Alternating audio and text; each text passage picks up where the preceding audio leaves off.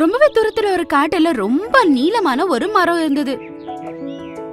அந்த மரத்துல ஒரு காய் காய்க்கும். அது பேரு டிராகன் ஃப்ரூட். அந்த பழம் பார்க்கிறதுக்கு ரொம்பவே அழகா மற்றும் விசித்திரமா இருக்கும். அத பார்த்த உடனே அந்த காட்டு விலங்குகள் எல்லாமே சாப்பிடணும்னு நினைக்கும். ஆனா மரம் ரொம்பவே நீளமா இருந்ததால யாராலையும் அந்த பழத்தை பறிச்சு சாப்பிட முடியல.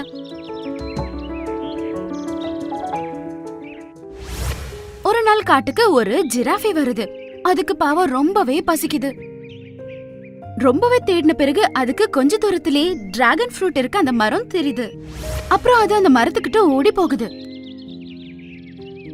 அடவா, இந்த மாதிரி பழத்தை நான் பார்த்ததே இல்ல. சரி, டேஸ்ட் பண்ணி பார்க்கலாம் எப்படி இருக்குன்னு. அப்புறம் அது அந்த பழத்தை மரத்துல வச்சு ரொம்ப ருசிச்சு சாப்பிட ஆரம்பிக்குது. அடிங்கப்பா, இது ரொம்ப ருசியா இருக்கு. ஆஹா, என்னமா இருக்கு. அப்புறம் சந்தோஷமா அது டிராகன் ஃப்ரூட்டை சாப்பிட ஆரம்பிக்குது.